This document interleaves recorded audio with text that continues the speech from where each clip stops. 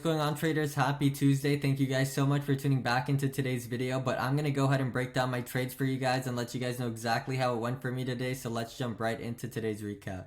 And as you guys can see from the screen, it was another green day overall, right, for my account. In terms of how I did day trading wise though, I was up $81 on TQs and I did lose $44 on SQs. So I finished up about $35 to $40, right, or 0.3 to 0.4% of what I used to day trade with. And so in terms of, if you take into account my red day that I had yesterday, I am red on the week right now, about 0.8%. So not the biggest, red loss that I'm going to have to dig myself out of. So it could definitely be a lot worse.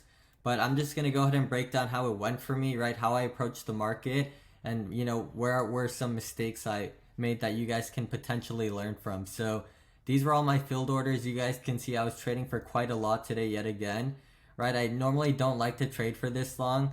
Whenever I am trading for this long, it typically just means I am over trading and really, just trying to milk, any little profit I can. So not the most productive, but in terms of what I saw going on, the NASDAQ was consolidating during the pre-market hours, right? It was pretty much just trading sideways. And what ended up happening at market open? So we ended up pushing down to the bottom VWAP, right?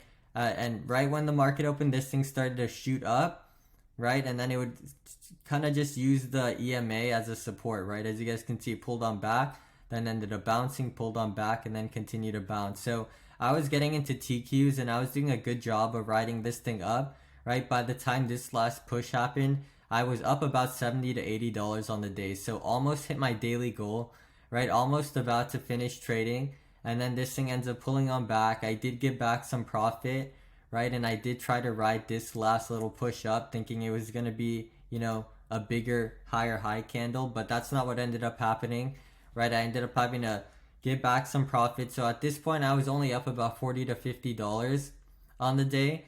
And so once this thing started to break below the EMA and sell off, here is where I made a really big mistake. So on this, bounce here, right? I was waiting for a potential bounce around this area so that I can start getting into TQQQ. And the reason for that is if you guys look at it, even on the past 10 days, the NASDAQ, you'll see, well, let me take a bigger step back. The past 20 days, you'll notice that it's been forming higher highs and higher lows, right? And so given that the fact that we had pulled back a bit the past few days, I was thinking that we were going to potentially find some form of support and continue to push up, right? So I wanted to go with direction, overall direction, and so that's exactly what I planned for. I waited for this thing to pull on back, and right around here I made a really silly mistake. So this thing started to push up and I got into TQQQ, but what ended up happening, this thing actually ended up selling off, right?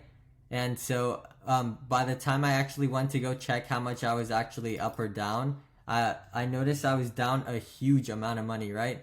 Not anything crazy, right? But probably around $100. And so I instantly cut it and I realized that I accidentally bought in with, rather than, $2,500, which is my 25% entry position, right? Since I used 10K, I accidentally bought in with 25,000. And so given that I did take that little loss, right, it ended up putting me from being up 50 to down 50 on the day. And so that unfortunately did really suck, but it's just a mistake I made and I have to be more on top of that. So that's completely on me and I'm going to hold myself accountable and try not to let that happen in the future, right? So always make sure you are inputting the right share amount size. But that's, a silly mistake that I'm definitely not going to try to repeat. But, given, as I mentioned, this thing tried selling off, right? Or I tried getting into TQs, but it ended up selling off. That's what ended up happening, right? And so unfortunately that did end up, costing me a decent amount of money, but at the same time, where was it? Yeah, it's over here, right? At the same time, this move did end up costing me a lot of money, but I was able to eventually work my way out of the red because of the fact that market finally did start to change direction the way I thought it would, right? So it just took a little bit more time, but as you guys can see, it ended up pushing up, pulling on back, right? And at this point here is when I started to really find TQQQ attractive, right? Because not only did it not make a lower low, right, where it pushes down and goes even lower than it did last time. So it didn't go as low as it did last time. And then it pushes up and starts to use the EMA, right, or this blue line as a support, right? So it starts to bounce off it rather than get rejected by it like we saw over here, right? now it's kind of starting to use it as a support. And so once I saw that direction change, I started to focus more on TQQQ, right? And I was able to recover my losses for the day. And so that's how I was able to pretty much end green on the day. But in terms of what actually ended up happening, you guys can see later on in the day, there was a ton of movement. And so you want to always ask yourself why that is. And so right around 9:40, news got released, right? That ended up shooting the market up, peaked out, and ended up pulling on back, right? Found a double bottom here, and then ended up pushing back up to, back up to the highs that it was previously at. And so, we always want to ask ourselves, why did the market see this type of movement? And so if you did some digging, you would have seen that Jerome Powell, right, the Federal Reserve Chairman, actually did give a speech today at around 9:40 p.m. Pacific Standard Time, or AM.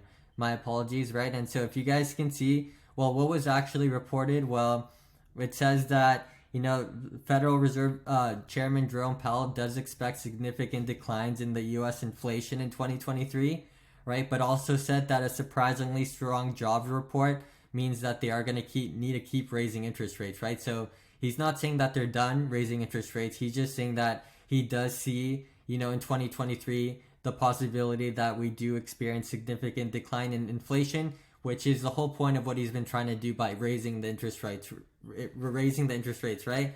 It's in his hope that by raising these interest rates, it causes people to cool off on spending, right? And for inflation to finally start going down. And so, that is what he ended up predicting. And so that's obviously good news. And it did shoot the market up, but we did end up pulling on back, right, and correct ourselves before we ended up finally finding a support and continuing to rally. And so once the market, did shoot up, I actually tried getting into SQQQ, and as you guys can see, it didn't work out in my favor initially. This thing would continue to push up, and I ended up having to cut for a loss, and that's why I was down a decent amount on SQs, right? Well, $44 at least. And so once this thing did start to pull on back, right, it was pretty much just changing direction, pretty fast, right? And so there was definitely lots of margin to make money if you were on the right side of the market. But once this thing did push on down here, I actually ended up, selling SQs for a profit on this last trade here. So once I saw this thing selling off, right, it ended up breaking below middle VWAP, and once it pushed down and pushed back up on this last play here, I wrote SQs down, right? So I was actually down even more than it shows, right? I was down, probably closer to $80 on SQs, but I was able to recover some money back on this trade here, right? And I ended up cutting it almost at a perfect time. And so right when I cut it right at a previous support level, this thing changed direction and ended up soaring up high. And so, definitely nice to see, but I made the mistake also of trying to predict when this thing was going to start to actually sell off yet again, right? So I thought we were going to push up and the price was going to correct itself and we were going to form a lower high. But that's not what ended up happening. You guys can see this thing ended up picking up, right? Trying to fall, but then ended up making new highs. And I was in a small position on SQs. So as this thing was riding up, I was getting burned and I actually took a loss heading right into market close. I was up about, $55. And so I did take about a $20 loss on that last trade, right? But I knew it was either going to, not go my way and the momentum was going to push it, or it had the possibility to sell off. And why did I think it was going to possibly sell off around here? Well, if you take a step back, right, although we have been uptrending, once it did push up and peak out around these areas, anytime it's approached these areas, it's typically tended to, act as a resistance and start to fall. So I thought we were going to see a price correction all the way back down to the green line, right, the SMA line. But that's not what ended up happening. And, like I always say, a plan is just a plan in the market, right? It's good to always have a plan, but it doesn't necessarily mean that it's going to have to play out the way you wanted it to, right? So this is a perfect example of that, right? I thought we were going to see a nice sell-off heading into market close, but it really just continued to rally, right? I had to accept my losses and just call it a day and walk away there. So up about $35, as I mentioned, down still on the week overall. So, heading into tomorrow and the rest of the week, I'm really going to try to not be over trading as much as I have been today and yesterday, and really just try to focus on getting in at, on quality trades and quality setups. But that's pretty much everything I wanted to talk about in today's video. I know that there are a few earnings that are coming out this week, so if you guys actually, just Google NASDAQ, right? NASDAQ earnings, right? You'll be able to see that on the website here, earnings calendar. They actually have, a nice little thing where they show you, on a specific day what earnings are coming out. And so tomorrow you guys can see we have Disney, Toyota, CVS, right? Uber. So definitely a few big companies, right? But I don't think there will be too much movement in the market overall. But that's pretty much everything. I wanted to keep you guys up to date with that. I want to thank you guys so much again for your time. And if you guys did appreciate this video, I really do appreciate you dropping a like and subscribing. It really helps me out a lot. But other than that, if you guys have any questions, go ahead and drop a comment and I will be more than happy to answer that. But I will see you guys in tomorrow's recap. Take care and have a good rest of your day.